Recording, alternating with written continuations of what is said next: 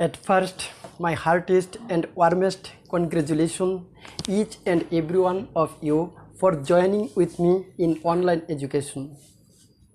Dear students, hope you all are well by the grace of Almighty Allah. I am also well.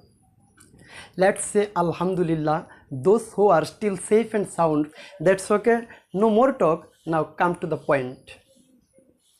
In my previous classes, I discussed many rules or techniques of changing an active voice into passive voice. Today, look at the voice change of imperative sentence. Open the door. It is an imperative sentence. At first, I have to use let, and then the object will be subject for place. The object in this sentence is the door. It will be used after let. The door. Then I have to use be.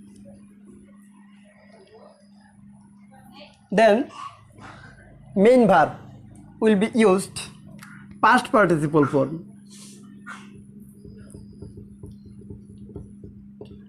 Past participle of main verb will be used in passive voice. After be, always used past participle form of main verb in order to change into passive voice. At first, I have to use let, and after let, the object will be used in place of subject, and then be at last past participle form of main verb. That is to say, for changing an imperative sentence from active to passive, I have to cross 4 steps, not 3 steps, 4 steps. First, let, number 1. Let, you have to use always you have to use let. And then the object will be used, number 2. And third step will be, you have to use be.